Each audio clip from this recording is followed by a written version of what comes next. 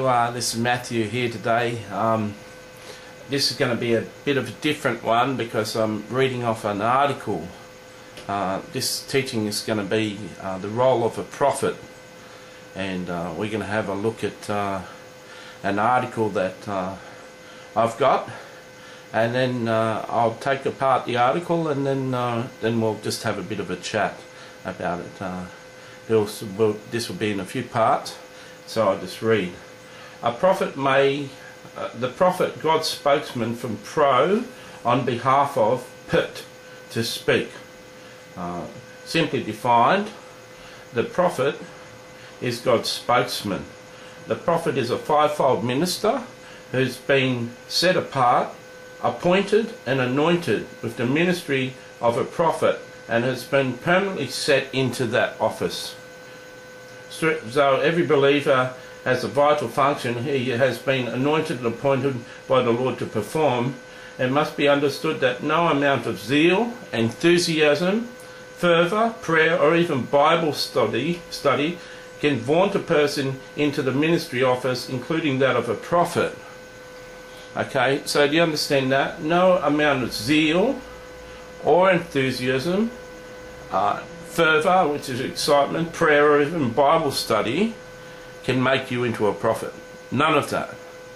Only if you're called to be a prophet and anointed to be a prophet will you be a prophet. To all the little Mark Cunninghams out there, and Suzannes and Daphnes, you may not be a prophet just because you got the gift of prophecy. Prophet is an office, and a lot of people think if they can prophesy they're a prophet. No, they're not. Prophet is an office, just like a minister. Not everyone that can preach a sermon is a minister. Not everyone that can counsel people is a counsellor. Not everyone with idea of psychiatric illnesses is a psychiatrist. Do you get my point? It is only the anointing and the anointing of the Lord that makes a prophet a prophet.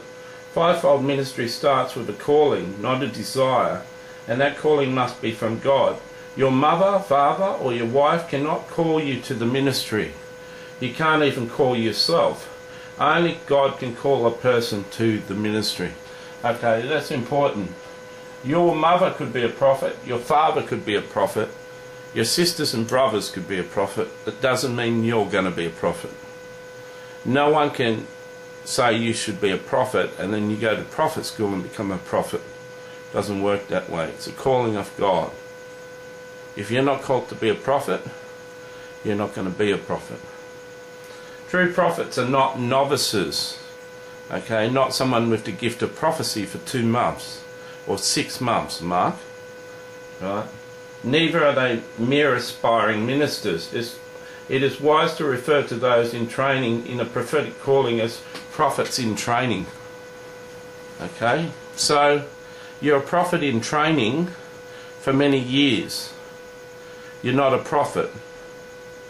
You're not a prophet until you're appointed to the office, and that may take, in my instance, it took about 10 years. Now I got appointed to the office. It is wise to refer those in training in the prophetic calling prophets in training. If they are or are not someone trying to,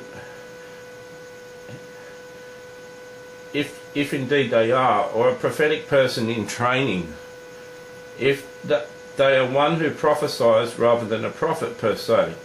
A true prophet is not someone trying to become or in the process of becoming a prophet. Rather, he is a prophet. And has always been a prophet before he was formed in his mother's womb. Okay, so you can't try to become a prophet. You are a prophet, and you're a prophet from your mother's womb. And then you go through the process of training. While schools of prophet can be helpful in developing those who have been anointed by God with the anointing of a prophet, one cannot simply take a course to learn to be a prophet. No one can really teach someone to be a prophet.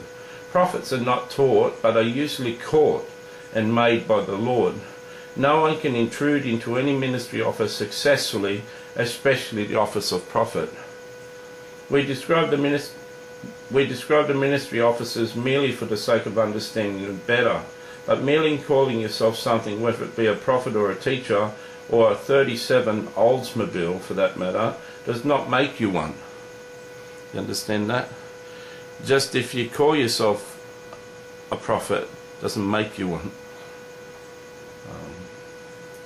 Any minister is what he is because he does, not because of what he calls himself. The best approach for any minister is to simply do all that God has equipped him and allows him to do, and let his ministry functions define who he is. Ministry offices are not titles or positions to which anyone can be appointed by any human, including themselves, or any human agency, but rather they are functions for which Christ, as the head of a church, anoints, to which he appoints certain believers of his choosing. Okay, so we'll make that part 1, and I'll see you in part 2.